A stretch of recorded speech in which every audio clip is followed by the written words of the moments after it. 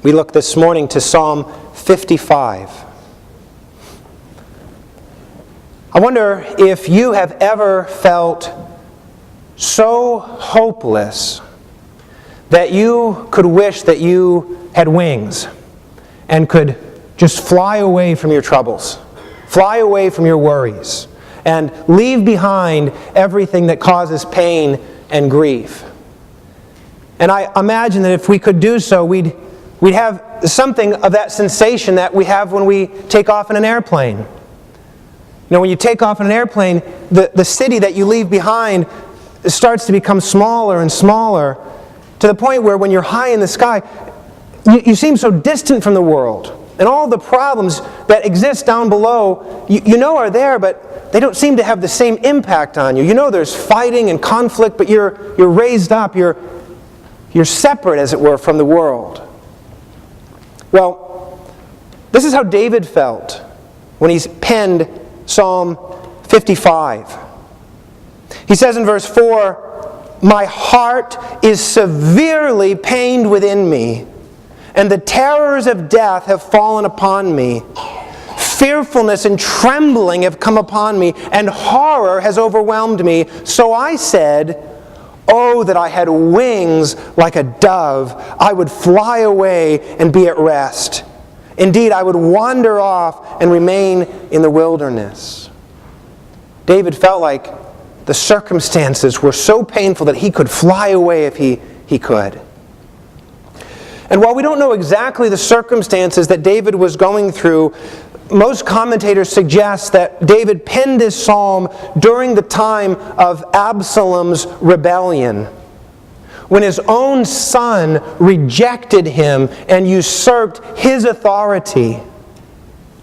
And that Absalom began to draw some of David's closest counselors to his side, namely Ahithophel, one of David's closest confidants and counselors.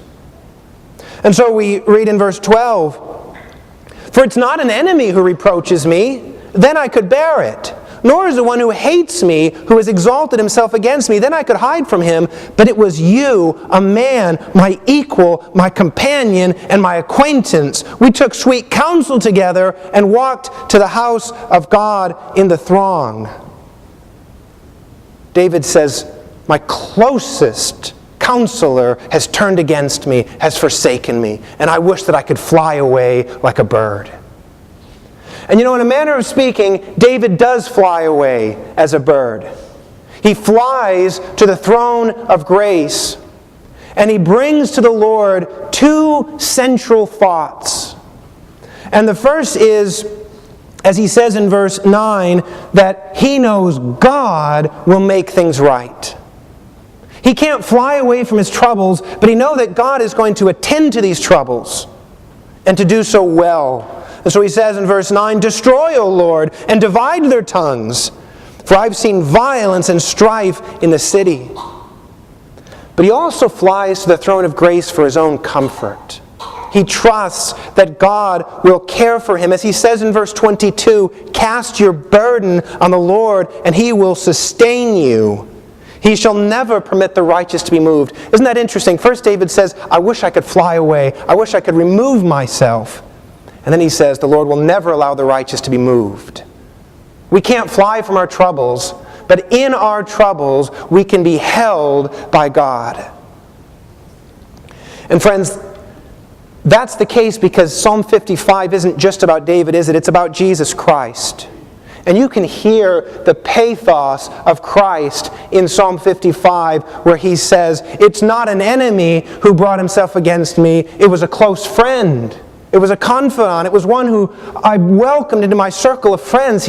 He's thinking here of Judas, the one with whom he shared meals and conversation and life together. But Christ endured betrayal and rejection for us, so that when we find ourselves in that same setting, we have one who can sympathize with us, who was betrayed all the way to the point of shedding blood, so that we would never come under the wrath and condemnation of God. And so, friends, as we think about Psalm 55 teaches us to fly, not away from our troubles, but to fly to God in prayer. It teaches us to cry out to Him, trusting that God gives us wings.